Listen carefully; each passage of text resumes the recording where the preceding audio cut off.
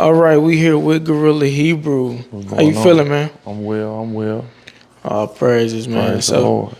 so you recently coined a term called God and Gumby, and we recently just heard it on the interview with Adam 22 using that term, with an interview with him, 607 Unc, and Gumby himself. I think you the one made him get it right. If he been right by black people, it's because of you. That's why he said he believe in God and he believe in Gumby. On Hoover because I kept it clean with him and he kept That's what he it said. with me. What he say? It came from the homie Hebrew, but he quoted from the homie Hebrew. Good. Hebrew. Well, Adam said it. He You know, recognized what's real. Like a Hoover, he recognizes real. So, how did that term come about, and what do you think about Adam using the term? Well, on the surface, I know about 2 months ago, No Jumper was having tryouts. I took it upon myself to put my little application in, man, and go up there and do my thing. They selected me.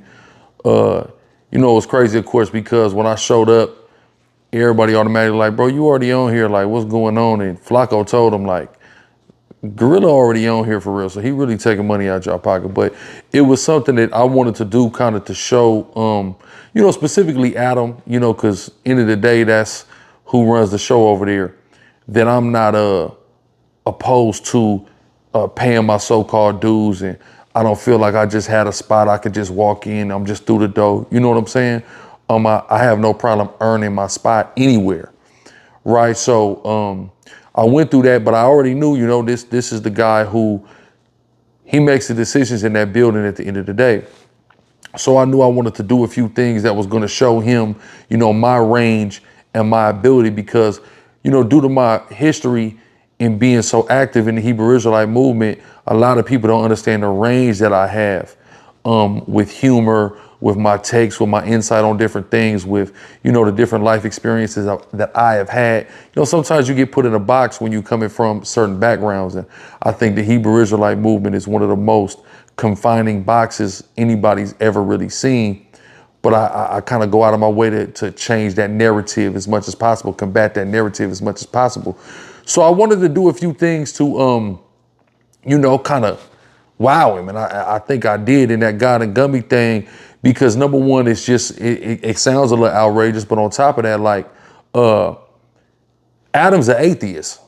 He don't care nothing about God, right? He don't believe in God. He spoke outwardly about that plenty of times, but he does believe in Gumby. He did see Gumby. Gumby made a certain impression on him. Gumby went up there, first nigga to ever basically take his interview and turn it into him interviewing Adam, interrogating Adam, pressing Adam's line. And Adam respected that, so he got a lot of respect for Gumby. Gumby made quite an impression upon him. So when I'm coming here and say, well, I'm on a mission. Well, you on a mission from who? From God. And ultimately, I'm really on a mission from God, but you don't care nothing about God. So who's vouching for me to you is somebody who you do care about, you do respect, which is Gumby, right? So that's the surface level of God and Gumby. But it's way deeper than that, than the surface level. But that, me saying that on the surface level, that made such an impression on Adam to where when Gumby come up, Adam gonna say God and Gumby. That's how he do it now. So then, when a Gumby, shout out to the big homie Gumby, the homie Trigger Bird, they was sitting down with 607 Unc and they was doing on a Bob report. Shout out to 607 Unc, the homie in a Bob report.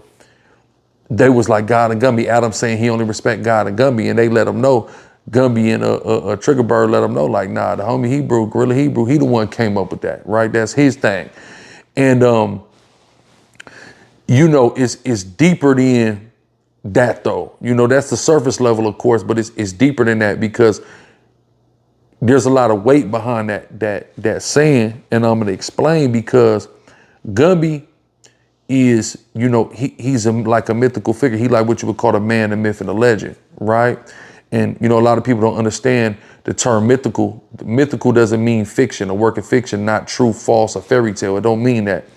But it means that this story is like an archetype. Gumby is an archetype for the enigmatic big homies all across the country, in every hood. There's these now don't get it twisted, ain't nobody like Gumby. He's a one of a kind type of individual, but there are individuals who are similar to him with similar stories, who are like these mythical figures in their respective communities from coast to coast all over the country, right? So in this instance, Gumby is this, shining figure emerging as one of the faces of the Hoovers in media right now. So he's somebody that can be identified with, but every hood has somebody similar to him. A big homie that really cares and believes in his community and the individuals in it, who's really went, to the heights of banging it, went through the penitentiary and all this, and is still around and still cares and is still involved and trying to positively guide the younger homies. That's what Gumby represents. So when it's God and Gumby, of course, it's God the Most High. That's first and foremost. But what God has done personally for me, and I know he's done for others in our lives, is, bring certain older individuals to come and impart wisdom, knowledge, understanding, and guidance, and show us the right direction, whether we in the streets or we transitioning into, higher places and states of consciousness and just being productive and not being destructive. There's big homies that God puts in our lives to show us, to guide us, to be examples, to impart wisdom, knowledge, shit like that to us. So that's what Gumby in this instance represents. Again, he's who's emerging as a face right now, but there's many of them, not just in our community as the Hoovers, but in different gangs and neighborhoods and just amongst black and brown people throughout this country and wherever the hell we are. There are individuals like this, right? Elders, things of that nature that are there for that purpose. So when I say God and Gumby, Gumby on a deeper level is an archetype. Like me, I got, one of the G homies that raised me, and it's to the, I'm so close with his family. I'm so intertwined with the family, the Riley family coming off that hilltop of Tacoma, Washington, that they don't even let me call him big homie no more. They only let me refer to them as brother. But my big homie / big bro, Kenny, he got a similar story to Gumby, whereas he caught a life sentence and got it overturned. He wasn't supposed to never get out of jail. He messed around, got jumped. I believe he was at the lake with his family, got jumped by 20 white boys and got a life sentence behind it, right? Eventually got it overturned. So it's a similar situation where with Gumby, he got an unjust life sentence overturned and, lived to tell about it and went and did his thing in the streets and the penitentiaries and all these various things. But also he was there as he transitioned in his life to be a positive role model and influence and impart me with game and wisdom and things like that. So these individuals exist all over in every ghetto. In every ghetto, these individuals exist. So there's a Gumby to you, or, somebody who is that type of figure for your community. And that's what I mean when I say God and Gumby. It goes for that individual in your community as well. It's way deeper. It's an archetype. You got to understand archetypes. That's very key in the understanding, because if you don't understand archetypes, you're not going to be able to extract the appropriate information out of stories. Right? Like if I go read the story of Moses, of course, that's about Moses and Egypt and all that. But there'd be situations that you could liken and say, okay, this is like a Moses type situation that this individual is going to, or he like a Moses type figure, like Colin Kaepernick when he was doing his thing and he was standing there, well, he was kneeling, doing the kneeling. That was about police brutality and the lack of accountability in this country for its treatment towards black people. That's what that was about. But just like Moses, Colin Kaepernick, he's standing up now, but he grew up in and with certain privileges because he grew up in the house of the oppressor. The ancient Egyptians oppressed the ancient Israelites. In the same way, in this modern day society in America, the ancient or the modern day, so-called white man oppressed the modern day so-called black man. So with that happening, when Colin Kaepernick standing up and doing what he did, though he was called Pharaoh's son, right?